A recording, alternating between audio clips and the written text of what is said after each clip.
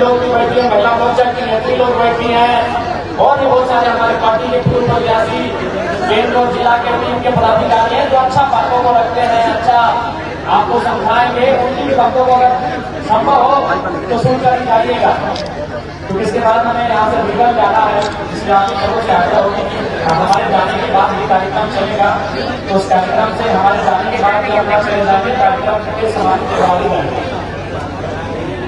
तो विशेषकर ये जो करम पर्व का त्योहार है, ये मूल रूप से जो मनाया जाता है वो हमारे बाहर लोग मनाते हैं। हमारा सवाल जाने मूल हमारे जो ब्रिटिश वाले करम पर्व, तो सवाल ये बनता है कि आखिर बहन लोग जो हमारी बहन है वही लोग इस परंपरा को क्यों मनाते हैं। उसके बाद मूल रूप से कहा जाए कि परंपरा सृष्टि का संदेश है। दुनिया में बहुत सारे पर्व त्योहार मनाए जाते हैं। वो पर्व त्योहार देवी देवताओं की कहानी पे आधारित होते हैं कि आज से 18,000 साल, 5,000 साल, 10,000 साल, 20,000 साल पहले एक देवता थे, उन्होंने दानव का वध किया। उस दिन से हम त्योहार को मना रहे हैं। तो एक समय एक राजा था, राजा के नाम में मुसीबत आया था, तो राजा ने उस देवता की पूजा किया, तब से मना रहे हैं। यानी उसका एक इतिहास है, वर्तमान में वो है या नहीं है, भविष्य में उसका क्या होगा वो एक अलग विषय है। वो पर्व त्योहार इसलिए मनाया जा रहा है, इतिहास में ऐसा हुआ था। आज वर्तमान में उसका सम्मान है या नहीं है, कोई वास्ता नहीं है। वर्तमान में उसका केवल एक संदेश है कि हाँ, अच्छाई की जीत हुई, बुराई की हार हुई। लेकिन हमारा जो पर्व है ये भूतकाल में भी था, वर्तमान में भी और भविष्य में भी है। इसलिए रहेगा कि हमारा पर्व सृजन शक्ति पे आधारित है। सृजन का मतलब क्या है? हम तो यहाँ दुनिया में सभी लोग आए हैं, सब सृजन हो गया। यानी हमारी माँ ने जो हमें जन्म दिया, ये सृजन किया था। सृजन का मतलब क्या होता है? नए चीज का आविष्कार। चाहे आम के पेड़ से नया आम लगना हो, या इंसान का जन्म लेना हो, या जीव जंतु का जन्म लेना हो, या कोई भी चीज का नया निर्माण होना हो, उसे सृजन कहते हैं। यानी जो ये पर्व है ये सृजन पर आधारित है। और सृजन कौन करते हैं? आप सभी को मालूम है, सृजन नारी शक्ति करती है। हम सभी जो यहाँ आए हैं, हमारा सृजन किसने किया है? एक नारी ने किया है, तो हम सबों की मां है। यानी इस ब्रह्मांड में सृजन का जिम्मा जो सौंपा गया है वो एक स्त्री को सौंपा गया है कि आपके माध्यम से सृजन होगा और संसार गति के साथ आगे बढ़ेगा। यदि एक नारी सृजन नहीं करती, यदि हमारा और आपका जन्म हमारी माँ के माध्यम से नहीं होता, तो संसार आगे बढ़ता। यानी संसार को आगे बढ़ने के लिए महत्वपूर्ण क्या है? सृजन।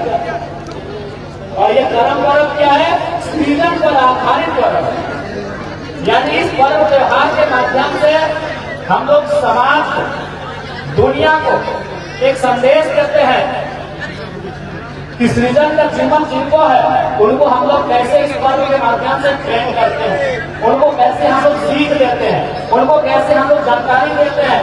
इस पर्व के माध्यम से इन्हीं चीजों पर हम फोकस करते हैं।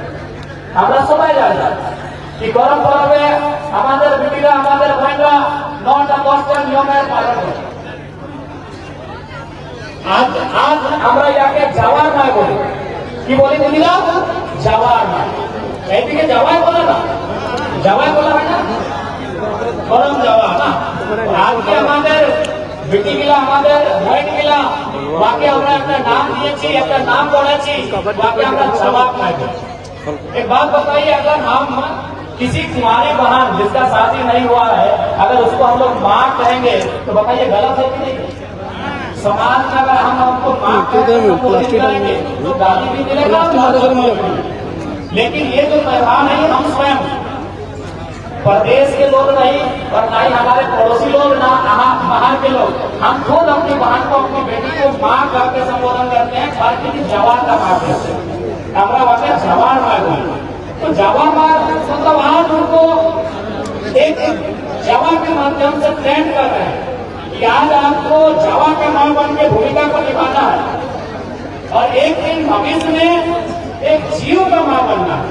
यानी जावा एकदम सामान्य शब्द जावा जो और वो अब जीवन शब्दों की जो और वो जावा और जीव यानी आज के जवान में और कल के जीवे আমরা छोवा हम लोग छोवा में बोलते हैं छोटा बच्चा को तो छोवा में बोल सकते हैं अपना ही क्यों छेना अपना ही छेना बोले ना छेना बोले छेला बोले गीदड़ बोले तो আমরা छोवा बोले ये आज के बोल जवान में और कल के यारा छोवा तो एक बरोबर माने कि आज आप एक जवा का मां बनिए और एक सीख लीजिए एक ट्रेनिंग लीजिए कोई भी कुछ होता है अगर वो इंजीनियर बने डॉक्टर बने पुलिस बने दरोगा बने तो नौकरी ड्यूटी देने से पहले 6 महीने का ट्रेनिंग दिया जाता है तभी जाकर उसको नौकरी दिया जाता है काम दिया जाता है तो इसीलिए जब हमारी वहां एक दिन सृष्टि का सबसे बड़ा काम करेगी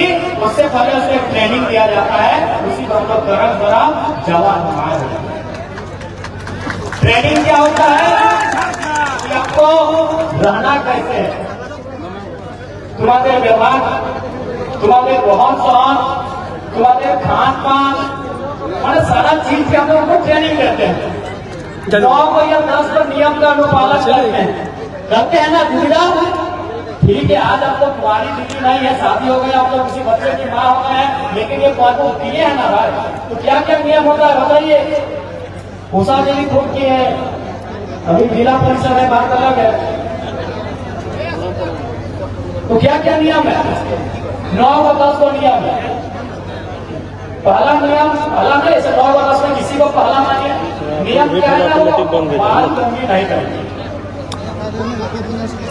हसीना अटैक नहीं आना ये तुम्हारा चुई बोले ना चुई हाँ तुम्हारा नंबर चुई कहानी कहानी में क्यों बोले कहानी बोले ना क्या हुआ हाँ क्या कोई क्या बोले तुम्हारा तो बाल को कंघी नहीं करना चुई जिसको बोलिए बाल बोलिए केस बोलिए कंघी कहीं नहीं करना है अभी अगर कंघी करेंगी तो हम लोग ऐसा मानते हैं हमरा ये माने हैं जैसे कंघी आपको करते हैं तो कंघी को ऐसे किए फिर ऐसे किए ये तो मेरा छोटा छोटा बाल है आप लोग कीजिएगा तो ऐसे हो जाएगा ऐसे हो जाएगा फिर ऐसे हो जाएगा फिर ऐसे हो जाएगा यानी आप लोग फंस जाएगा तो उसी प्रकार अगर ये तो हो गया बहन लोग का कि भाई वो कंघी करेंगे तो उनका जावा है तो आपस में फंस जाएगा जबकि जावा सीधा होना चाहिए सब अलग अलग ठीक है और तबियत खराब उसकी गर्मी सांस नहीं हो रहा है तो उनका नियम है कि भाई जैसे कंघी जैसा वो करेंगे बाल को वैसा उनका जो जावा है वो आपस में फंस जाएगा यानी हम लोग बोलते हुए डाला यानी वो आपस में घूम जाएंगे तो ये तो हो गया उस वहां का नियम जो कुंवारी है जो जवा की माँ बनी है जब जवा माँ बनी वो अलग नियम है किंतु जब वो एक जीव की माँ बनेगी एक बच्चे की माँ बनेगी एक छोरा की माँ बनेगी तो क्या नियम है गिरिरा मसीरा कपिला सदाए जाने या जब वो बच्चे को जन्म देती है तो सबसे पहले नाता होता है तुम्हारा की हो नाता नहीं की हो नाता बोलो नाता छोटियारी कोई बोले कोई नाता बोले तो एक बात बताइए जब तक नाता कंप्लीट नहीं होता है नाता का नियम जब तक कंप्लीट नहीं होता है उसको नहाना धोना नया कपड़ा नहीं पहनाया जाता है तब तक कभी नहीं चलेगा यानी आज के इस नियम को पालन करना है सबको कभी नहीं करना है और उस दिन उस नियम का पालन करना है जब एक बच्चे की मां बन जाएगी तो नाता से पहले आप कभी नहीं करते तो सोचिए हमारा पर्व और किसी देवी देवता पे आधारित नहीं है किसी भगवान के नाम पे आधारित नहीं है लेकिन संसार जब तक रहेगा हमारे पर्व का महत्व रहेगा हमारा पर्व महान रहेगा